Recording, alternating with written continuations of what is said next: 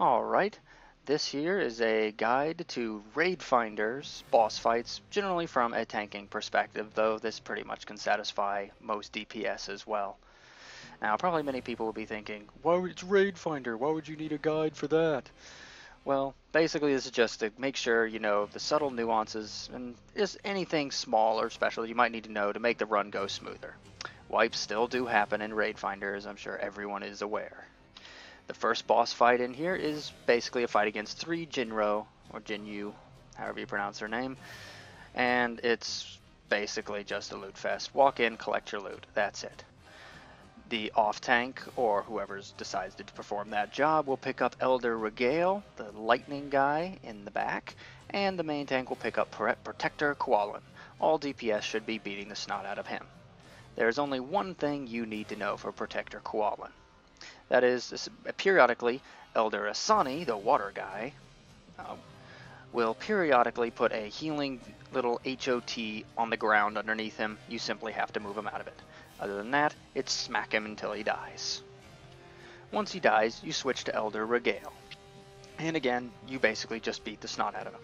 Now, instead of putting an HOT little ground effect underneath his feet, Elder Asani this time will put a healing buff on him that simply needs to be dispelled by whoever can, generally healers. Not really something that as a tank you'd have to worry about. There's one move that Elder Regale does that will definitely make your healers very happy if you actually obeyed the mechanic to it. He summons up a little lightning ring around him that's small at first and grows bigger. You simply run away from him at first to dodge the small ring and then run back into him as the ring expands, like so. Once Elder Regale goes down, then you proceed to beating on Elder Asani. There's really not much you do here. He'll summon up Corrupted Waters, just like he does earlier in the fight with Elder Regale, but that's a DPS thing to worry about, and again, not really a tank thing. Simply beat on him until he dies and collect your loot. And that's essentially the first boss fight in Terrace this spring. Pretty much a cakewalk. Alright, the second boss is a giant dragon known as Tsulong in here. Hopefully, of course, your DPS will be allowing the tanks to make the pull rather than being overeager and trying to do it themselves and getting eaten as a result. But, of course, well, it's Raid Finder. First thing to remember is that it is a dragon, and while it doesn't have a tail sweep, it does have a breath attack. Don't turn him toward the raid. He has 2 phases, night phase and the day phase, which I'll talk about a little bit later. The night phase, as long as you're standing outside during this phase, you'll be taking a stacking debuff that essentially you can think of just increases the damage that you're taking. If the stack's too high, you will die. The way to combat this is to simply stand in the light beam, as you can see on my left currently. Unfortunately, that only applies for DPS and healers. As the tank, since you can't face the dragon toward the raid, you are stuck sitting outside. Now, periodically the dragon will breathe on you, and this applies a debuff on you that increases the damage you'll take from his next breath. Generally speaking, the safest thing to do is swap at 1 stack. You probably could take more than 1 stack, but since you really can't clear your stacks of the debuff while you're tanking him, it's better just to perform a tank swap at this point and then run and clear your stacks while the other tank is tanking him. You simply then rinse and repeat this strategy. Periodically, he will also summon up little circular puddles of goo or poo on the ground, however you want to think about it. Don't stand in it, it will fear you. And, well, fearing you is very unpleasant, especially unless of course you have a very convenient anti-magic shell to make you immune to it. After a little while, he'll transition into his day phase. Now his day phase is, well, at least much easier for tanks. In fact, there's hardly anything to do. Really only 1 tank has to do anything. Periodically he will summon up a giant Sha. It's pretty obvious, it's pretty big. What you want to do with this ad is simply pick it up, tank it, it hits very hard, don't let it eat the DPS, and pull him in front of the boss.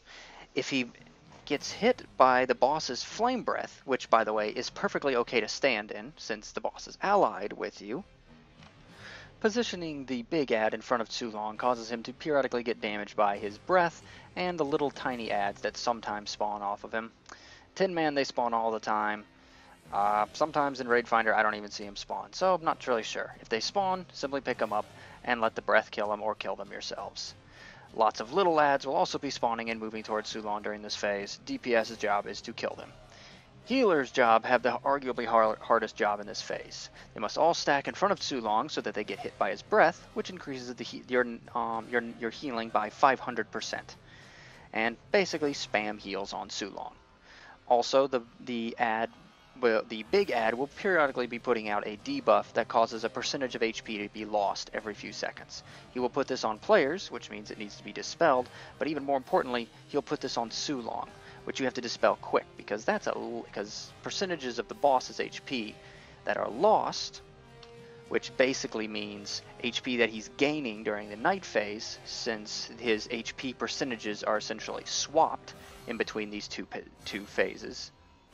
Meaning the more damage you let him take in this phase means the more damage you have to deal to him in the night phase. This boss fight essentially ends either when he dies during the night phase or when he's healed to full during the day phase. Either way wins. Here you can see we actually healed him to full. He simply swaps between the night phase and the day phase and back again until he's either died or healed to full. Once he's down, collect your loot and move along.